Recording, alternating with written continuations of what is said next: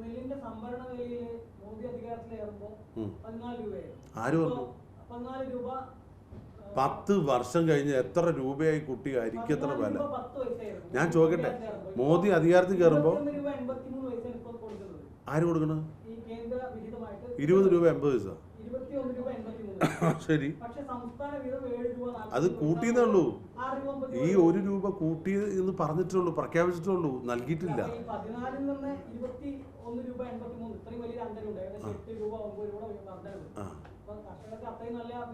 2014 പൊതു മാർക്കറ്റിൽ അരിയുടെ വില എത്രയായിരുന്നു? ഈ കണക്ക് മാത്രം പറഞ്ഞാൽ പോരാ. 10 വർഷം മുമ്പ് പൊതു മാർക്കറ്റിൽ 1 കിലോ അരിയുടെ വില പാലക്കാടൻ മട്ട 23 രൂപയ്ക്ക് കിട്ടും. ഇന്നെത്രയാ? അത് ആനുപാതികമായിട്ട് വളരുമല്ലോ, സ്വാഭാവികമല്ലേ. 10 വർഷത്തിന് മുമ്പത്തെ കാര്യം 6 മാസമല്ല.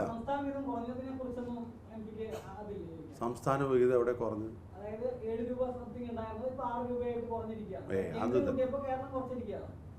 അല്ലാതെ ഇപ്പോൾ ഈ അടുത്ത സമയത്ത് കേന്ദ്രം കൂട്ടിയെന്ന് പറഞ്ഞു ഇവർ കുറച്ചൊന്നും 2 പ്രാബല്യത്തിൽ വന്നിട്ടില്ല. കർഷകന് 10 പൈസ കിട്ടിയിട്ടില്ല. നിങ്ങൾ ആര് കൂട്ടിയാലും ശരി കുറച്ചാലും ശരി 10 പൈസ കിട്ടിയില്ലോ. അല്ല, കേന്ദ്രം കൂട്ടിക്കൊടുത്തു എന്ന് പറഞ്ഞാൽ ആനുപാതികമായി 10 വർഷം കൊണ്ടുണ്ടായതാണ്. സംസ്ഥാനം കൂട്ടി കൊടുക്കേണ്ടതാണ്. അതല്ല ഞങ്ങളുടെ ഡിമാൻഡ്. കർഷകരുടെ ഡിമാൻഡ് എന്താ? മിനിമം സപ്പോർട്ട് പ്രൈസ് വേണമെന്നാണ്. അത് പറഞ്ഞ് വഞ്ചിച്ച് 1 കൊല്ലമായി. അതുകൊണ്ടപ്പോൾ ഡൽഹിയിൽ മാർച്ച് എടുക്കണം. അത് കണ്ടിട്ടില്ലേ?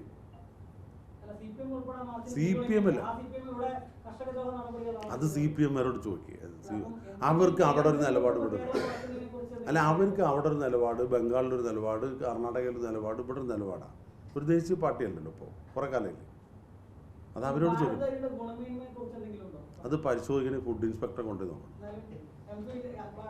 എനിക്ക് തന്നില്ലല്ലോ, എന്നെ പോലും അറിയിച്ചല്ലോ. എന്തുകൊണ്ടാണ് എന്നെ അറിയിക്കാത്തതെന്ന് ജനൻ ടിവിയുടെ പ്രതിനിധി ചോദിക്കണം. കേന്ദ്ര ഗവൺമെൻറ് വിതരണം ചെയ്യുന്ന അരി ഇലക്ഷൻ പ്രഖ്യാപിച്ചില്ല. ഞാൻ ഇപ്പോഴും MP ആണ്. എന്തുകൊണ്ട് മെമ്പർ ഓഫ് പാർലമെൻറ്റ് അറിഞ്ഞിട്ടില്ല? എന്തുകൊണ്ട് അറിയിച്ചില്ല? എങ്ങനെയാണ് BJP സംസ്ഥാന സെക്രട്ടറി ഇത് ഉദ്ഘാടനം ചെയ്തത്? എന്താ അതിൻ്റെ രഹസ്യബന്ധം? ഏർപ്പാടെന്താ?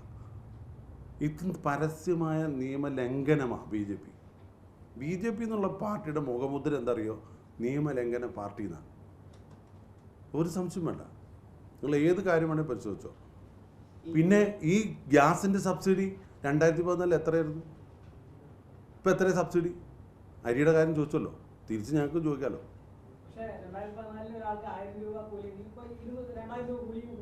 ആർക്ക് 2000 രൂപ? ഒരു കാര്യം, ഓരോ സംസ്ഥാന സർക്കാരിനും വിലസൂചിക അനുസരിച്ചുള്ള അവർക്ക് കൊടുക്കേണ്ട തുകയുണ്ട്. 2000 രൂപയൊക്കെ കൂലി കിട്ടിച്ചാൽ എന്നാൽ പിന്നെ ഗൾഫ് പോലല്ലോ.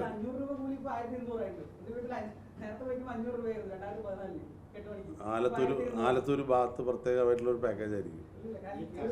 തൊഴിലുറപ്പ് തൊഴിലാളികളുടെ കൂട്ടിയാൽ മതി. എത്രയാണ്?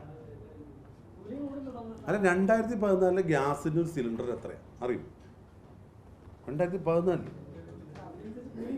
2009 നല്ല കാര്യമാണ്.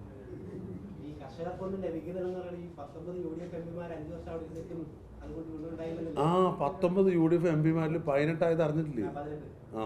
ആദ്യം അത് തിരുത്തണം. ഒരു കാര്യം ചോദിക്കട്ടെ, നിങ്ങൾ നോക്ക്, നിങ്ങൾ പത്രക്കാരല്ലേ? ഈ ഒരു പ്രചരണമുണ്ട്, എന്തറിയോ?